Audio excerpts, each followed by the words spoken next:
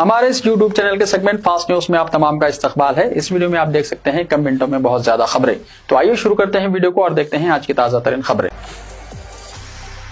पुराने शहर हैदराबाद के एटीएम्स में रकम की किल्लत। शहर हैदराबाद में करेंसी की किल्लत पैदा होने लगी है या जानबूझकर करेंसी की किल्लत पैदा की जा रही है। दोनों शहरों हैदराबाद और सिकंदराबाद में कई एटीएम गैर कारगर हो चुके हैं और कई एटीएम अगर कारगर हैं भी तो इनमें नकद रकम की अदम मौजूदगी की वजह से शहरियों को मुश्किलात का सामना करना पड़ रहा है। हैदराबाद बिलखुसूस पुराने शहर के इलाकों में मौजूद अवामी और खानगी बैंकों के एटीएम मराकिज कई महीने से बंद रखे जाने लगे हैं और इन एटीएम मराकिज के मुताल्लिक दरियाफ्त करने पर कहा जा रहा है कि एटीएम के इस्तेमाल में होने वाली कमी को देखते हुए बैंकों की जानिब से एटीएम मराकिज को बंद किया जाने लगा है। ज़राए के मुताबिक मुल्क में ऑनलाइन लेन देन के फरोग के लिए किए जाने वाले इक़दाम के तहत रिजर्व बैंक ऑफ इंडिया की जानिब से एटीएम के इस्तेमाल पर आयद किए जाने वाले चार्जेस और इनमें इजाफे के बाद अब ऐसा महसूस हो रहा है कि बैंकों को इस बात की हिदायत दी जा रही है कि वो एटीएम की तादाद में तखफीफ के इक़दाम करें, लेकिन किसी भी बैंक की जानिब से इस बात की तौसीक़ नहीं की गई और न ही इस बात से कोई इनकार किया जा रहा है। पुराने शहर के इलाकों के अलावा नए शहर के कई मुकामात पर एटीएम को बंद रखे जाने के सिलसिले में दरियाफ्त करने पर कहा जा रहा है कि ये मामूल की बात है, जबकि आमतौर पर शहर में त्यौहार या बैंकों को मुसलसल तवील छुट्टियों की सूरत में ही एटीएम गैर कारगर हुआ करते हैं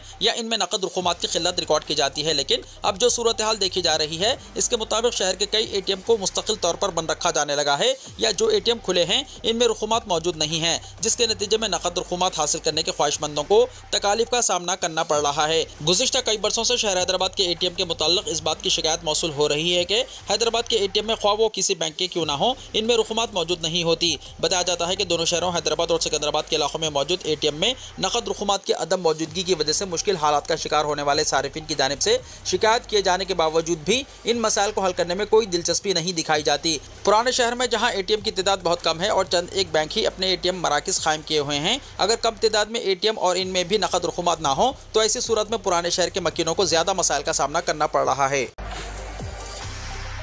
महकमे पुलिस को मुल्क में पहला मुकाम हासिल होने पर चीफ मिनिस्टर की मुबारकबाद। चीफ मिनिस्टर रेवंत रेड्डी ने बेहतरीन कारकर्दगी के साथ मुल्क में पहला मुकाम हासिल करने पर रियासती महकमे पुलिस को मुबारकबाद दी है। चीफ मिनिस्टर ने सोशल मीडिया प्लेटफॉर्म एक्स के जरिए अपने पैगाम में कहा कि ये रियासती पुलिस की कोशिशों के लिए एक एजाज़ है और ये कामयाबी रियासत के तमाम अफराद के लिए फ़ख्र का बाइस है। उन्होंने कहा कि महकमे पुलिस रियासत में अमन व इंसाफ को बरकरार रखने में कामयाब रहा है। चीफ मिनिस्टर ने मज़ीद कहा कि रियासत की पुलिस ने किसी भी तरह के समझौते के बगैर अपने फ़राइज़ के अंजामदही के जरिए आवाम के एतमाद में इजाफा किया है। वाज़ेह है कि इंडिया जस्टिस रिपोर्ट के उन्वान से टाटा ट्रस्ट की तरफ से जारी करदा रिपोर्ट में रियासती महकमे पुलिस को मुल्क में सर्र-ए-फ़हरिस्त मुकाम हासिल हुआ है।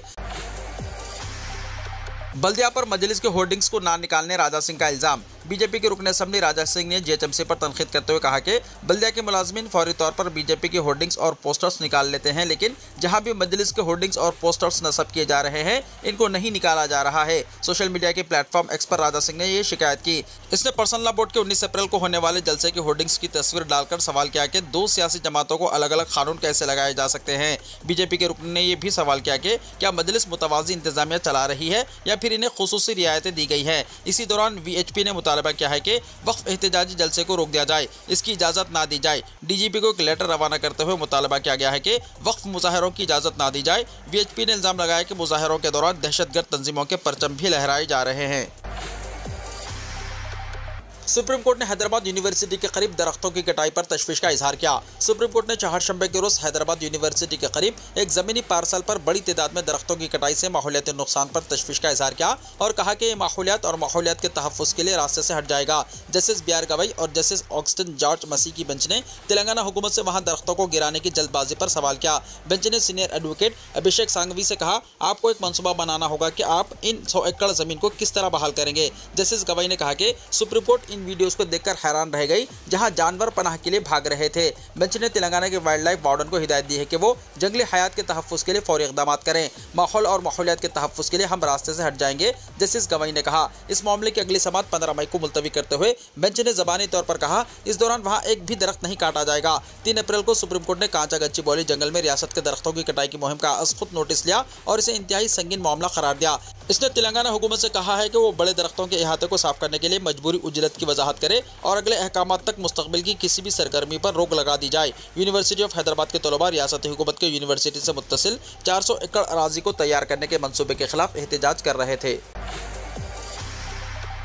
फी तोला सोने की कीमत 1 लाख के करीब। सोने की कीमतें दिन ब दिन आसमान को छू रही है। एक ही दिन में 10 ग्राम सोने की कीमत तारीख की बुलंद तरीन सतह पर पहुंच गई है। 1650 रुपए ऑल टाइम इजाफा होने पर सारिफिन हैरत का इजहार कर रहे हैं। मुल्क के सदर मुकाम दिल्ली में 10 ग्राम सोने की कीमत 98,100 रुपीज़ तक पहुँच गई है। इसके अलावा फी किलो चांदी की कीमत में भी इजाफे के साथ 99,400 रुपीज़ तक पहुँच गई है। तेलंगाना के दारुल हुकूमत हैदराबाद में चहारशंबे की शाम में 10 ग्राम सोने की कीमत 97,700 रुपीज़ और फी किलो चांदी की कीमत 97,500 रुपीज़ तक पहुंच गई है। अमेरिका और चीन के दरमियान ट्रेडिंग जंग में दिन ब दिन इजाफा हो रहा है, जिसका सोने की कीमतों पर असर पड़ रहा है और साथ ही सोने की सरमायाकारी को महफूज तस्वुर किया जा रहा है, जिसकी वजह से सोने की कीमतें आसमान को छू रही है। माहिरीन मार्केट का कहना है कि फिलहाल सोने की कीमत में फौरी कमी के कोई आसार नजर नहीं आ रहे हैं।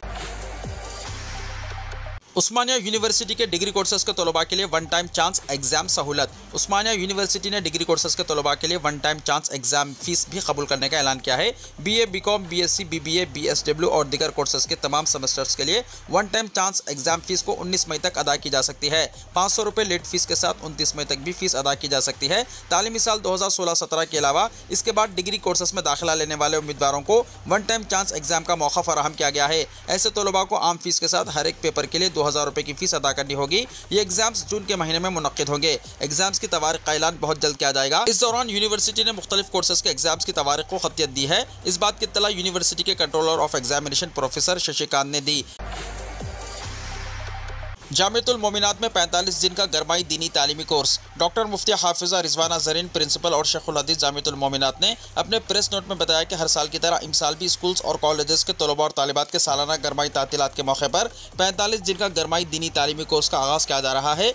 काबिल और जय्यद मुअल्लिमात दर्स और तदरीस के फ़राइज़ अंजाम देंगे। इस गरमाई दीनी तालीमी कोर्स में तलबा और तालिबात को कुरान मजीद तजवीद के साथ उर्दू, हिफ्ज़ सूरजात, दुआएं, अहादीस, कुरान और नात शरीफ की अमली तरबियत, फ़िक़्ह के अहम मसाइल, सीरत रसूल सल्लल्लाहु अलैहि वसल्लम, नमाज, वज़ू, दिगर अहम उमूर सिखाए जाएंगे। औलिया तलबा और तालिबात से ख्वाहिश की जाती है कि इस कोर्स से इस्तिफ़ादा करें। मज़ीद मालूमात के लिए फ़ोन नंबर 9346936596 पर कॉन्टैक्ट करें। राजीव युवा विकास स्कीम के लिए 16 लाख दरख्वास्तें मौसूल। तेलंगाना रियासत में SC, ST, BC अक़लियतों और EBC तबक़े से ताल्लुक़ रखने वाले बेरोज़गार नौजवानों को रोज़गार के मौक़े फ़राहम करने के मकसद से हुकूमत की जानिब से मुतारिफ़ करदा राजीव युवा विकास स्कीम के लिए पीर के दिन दरख्वास्तों की आखिरी तारीख ख़त्म हो गई। हुक्काम के मुताबिक इस स्कीम के लिए तकरीबन 16 लाख दरख्वास्तें मौसूल हुई हैं। अगरचे अवाम, समाजी तंजीमों और हुक्मरान पार्टी के बाज़ कायदीन ने दरख्वास्त फॉर्म दाखिल करने की तारीख में तोसी का मुतालबा किया था, क्योंकि मुसलसल सरकारी छुट्टियाँ और सर्वर में मसाइल पेश आए थे, लेकिन हुकूमत ने इस पर कोई गौर नहीं किया। दरख्वास्त फॉर्म दाखिल करने की आखिरी तारीख असल में 4 अप्रैल थी, लेकिन इसे 14 अप्रैल तक बढ़ा दिया गया था। आखिरी दिनों में बड़ी तादाद में दरख्वास्त फॉर्म दाखिल करने की वजह से सर्वर बार बार डाउन हो गया। गुज़िश्ता चंद दिनों से मी सेवा मराकिज़ और इंटरनेट सेंटरों पर इस्तिफ़ादा कुनंदगान का ज़बरदस्त हुजूम देखने में आया। इन दरख्वास्तों की 31 मई तक मंडल और ज़िले सतह पर जाँच की जाएगी और मुस्तहिक़ अफराद को मंडल मराकिज़ में मुंतखब करके इनके नाम ज़िले कलेक्टर्स को मंजूरी के लिए भेजे जाएंगे। मंजूरी के बाद 2 जून को हुकूमत की जानिब से कर्ज की रकम जारी की जाएगी। हैदराबाद मेट्रो वाटर वर्क्स की मोटर फ्री टैप मुहिम का आगाज़। Hyderabad metro water works and sewerage board की जानिब से ग्रेटर हैदराबाद में नलों को मोटर लगाकर पानी हासिल करने वालों के खिलाफ कार्रवाई का आगाज़ कर दिया गया है। मोटर फ्री टैप मुहिम के दौरान पहले ही दिन 64 मोटर्स को जब्त किया गया और 84 अफराद के खिलाफ जुर्माने आयद किए गए। मौसम गर्मा में शिद्दत पैदा होने के बाद ग्रेटर हैदराबाद के मुख्तलिफ इलाकों में पानी की किल्लत की शिकायतों को दूर करने के लिए हैदराबाद मेट्रो वाटर वर्क्स ने खुसूसी मुहिम का आगाज़ किया। एक हफ्ता पहले ही नलों को मोटर लगाकर पानी हासिल करने वालों को इंतबाह दिया गया था और 15 अप्रैल से खुसूसी मुहिम शुरू करने का ऐलान भी किया गया था। पहले दिन हैदराबाद वाटर वर्क्स के ओहदेदारों ने ONM डिवीजन में 6 मोटर्स और साथ ही SR नगर के हुदूद में 25 मोटर्स को जब्त कर लिया। इसके अलावा शहर के दिगर इलाकों में भी मुख्तलिफ डिवीजन्स में खिदमत अंजाम देने वाले वाटर वर्क्स के ओहदेदार और अमले ने पीने के पानी की सरबराही के दौरान अचानक दौरा करते हुए मुआयना किया। जिन घरों में मोटरों से पानी हासिल करने की शिकायतें वसूल हुई, वहाँ से मोटर्स को जब्त कर लिया गया और मुतल्लिक़ अफराद से जुर्माने भी वसूल किए गए। उन्होंने इंतबाह दिया है कि यह पहला मौका है जिसकी वजह से इनके खिलाफ मुकदमा दर्ज किया जा रहा है। आइंदा नलों को मोटर्स लगाकर पानी हासिल किया गया तो न सिर्फ मुकदमा दर्ज किए जाएंगे बल्कि नलों के कनेक्शंस को भी मुनक़ता कर दिया जाएगा। हैदराबाद वाटर वर्क्स ने अवाम से अपील की है कि वो दूर दराज इलाकों तक लोगों को पीने का पानी पहुंचाने के लिए मोटर्स का इस्तेमाल ना करें, बल्कि वाटर वर्क्स अमले के साथ ताउन करें। दूसरी मरतबा पकड़े जाने के खिलाफ मुकदमा दर्ज किए जाएंगे। हैदराबाद मेट्रो वाटर वर्क्स ने अवाम से अपील की है कि अगर नलों के जरिए इन्हें पानी दस्तियाब नहीं हो रहा है या लो प्रेशर में पानी आ रहा है तो वाटर वर्क्स के कस्टमर केयर नंबर 155313 को फ़ोन करके शिकायत दर्ज कराने का मशवरा दिया। इन्फोर्समेंट डायरेक्टोरेट के खिलाफ हैदराबाद में कांग्रेस की एहतजाजी रैली। नेशनल हेराल्ड मामले में कांग्रेस कायदीन सोनिया गांधी और राहुल गांधी के खिलाफ इन्फोर्समेंट डायरेक्टोरेट की चार्जशीट के खिलाफ हैदराबाद में कांग्रेस की जानिब से एहतजाजी रैली मुनज़्ज़म की गई। सदर प्रदेश कांग्रेस महेश कुमार गौड़ की क़यादत में MLA क्वार्टर से BSNL भवन तक रैली मुनज़्ज़म की गई, जिसमें सैकड़ों की तादाद में कारकुनों ने हिस्सा लिया। रुकन राज्यसभा अनिल कुमार यादव और साबिक़ा रुकन पार्लियामेंट अंजन कुमार यादव के अलावा शहर से ताल्लुक़ रखने वाले कायदीन ने शिरकत की। कारकुनों के हाथ में प्ले कार्ड्स थे, जिन पर मरकजी हुकूमत और इन्फोर्समेंट डायरेक्टोरेट के खिलाफ नारे दर्ज थे।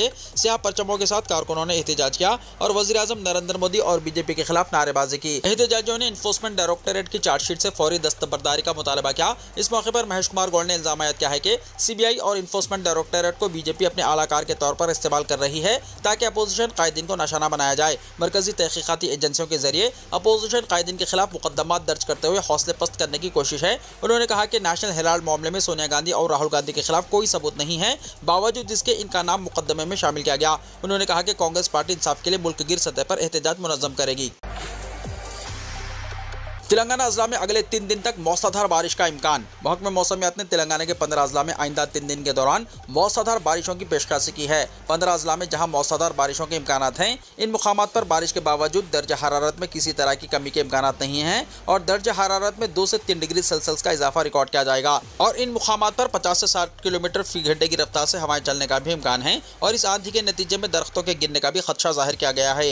माहिरीन मौसमियात के मुताबिक मुलुगु, कुत्तागुड़म, जयशंकर, भोपालपल्ली, खम्मम, नलगुंडा, सूर्यापेट में तेज हवाएं चलने का इम्कान है, जबकि रंगारेड्डी, यादाद्री भोंगिर, जंगांव, सिद्दीपेट, हनमकुंडा, वरंगल, विकाराबाद, मेडचल, मलकाजगिरी, महबूबनगर, नागर कर्नूल, नारायणपेट, जोगलंबा, गदवाल के अलावा शहर हैदराबाद और नवाही और मुजाफाती इलाकों के लिए भी बारिश का अलर्ट जारी किया गया है। और इस अलर्ट में कहा गया है कि मज़कूरा अज़ला में आइंदा 48 घंटों के दौरान मुसलसल या वक्फे से बारिशों का सिलसिला शुरू हो सकता है और अगर मौसलाधार बारिशों का सिलसिला शुरू होता है तो ऐसी सूरत में गरज और चमक के साथ बारिश रिकॉर्ड की जाएगी। महकमे मौसमियात ने जो इंतबाह जारी किया है, इसके मुताल्लिक मज़कूरा अज़ला में होने वाली बारिशों के नतीजे में तैयार फसलों को नुकसान पहुंचने का खदशा है। रियासती हुकूमत की जानिब से किसानों को होने वाले इम्कानी नुकसानात के पेश नज़र ज़िला ओहदेदारों को हिदायत दी गई है कि वो महकमे मौसमियात की जानिब से जारी किए जाने वाले इंतबाह के पेश नज़र मज़कूरा अज़ला में चौकसी इख्तियार करें और किसी भी तरह के नुकसानात में कमी लाने के लिए किए जाने वाले इक़दाम को यकीनी बनाया जाए ताकि गैर मौसमी बारिशों के नतीजे में होने वाले नुकसानात को कम किया जा सके।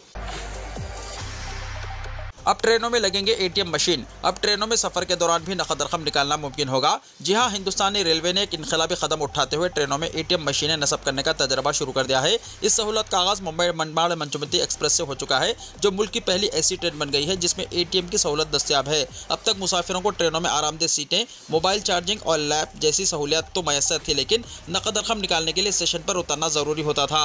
रेलवे के नए तजर्बे से ये मुश्किल भी खत्म होने जा रही है। सेंट्रल रेलवे के मुताबिक पंचवटी एक्सप्रेस के इमरजेंसी चेयर कार कोच में एक प्राइवेट बैंक की जानिब से ATM मशीन नस्ब की गई है। इस कोच में ज़रूरी तरमीमात मनमाड़ रेलवे वर्कशॉप में मुकम्मल की गई। हुक्काम का कहना है कि जल्द ही ये ATM मुसाफिरों के इस्तेमाल के लिए दस्तयाब कर दिया जाएगा। वाज़ेह है कि पंचवटी एक्सप्रेस रोजाना मुंबई के छत्रपति शिवाजी महाराज टर्मिनस और नासिक के मनमाड़ जंक्शन के दरमियान चलती है। हुक्काम का कहना है कि अगर ये तजर्बा कामयाब रहा तो दीगर ट्रेनों में भी इस सहूलत को तोसी दी जाएगी। वक्फ तरमीमी बिल पर सुप्रीम कोर्ट का उबूरी फैसला। वक्फ बोर्ड में हिंदू मेंबर को शामिल करने पर शदीद बरहमी। हुकूमत से पूछा, क्या हिंदू बोर्ड में मुसलमान को कबूल किया जाएगा? सुप्रीम कोर्ट ने वक्फ तरमीमी कानून 2025 पर उबूरी फैसला सुनाते हुए कहा कि जो जायदादें अदालत या अवामी इस्तेमाल की बुनियाद पर वक्फ करार दी गई हैं, इनको ख़त्म नहीं किया जा सकता।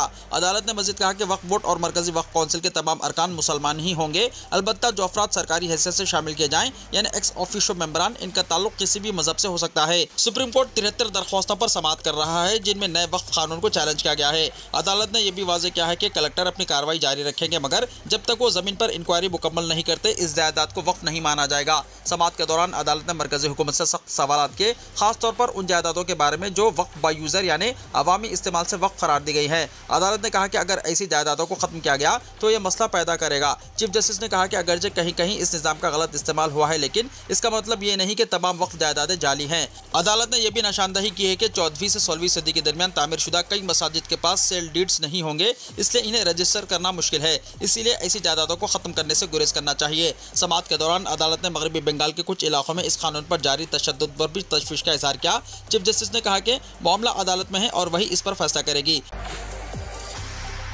स्कूल फीसों में बेतहाशा इजाफे पर दिल्ली में वालिदैन सरापा एहतजाज, लूटमार बंद करो, हमारी फीस कम करो के नारे।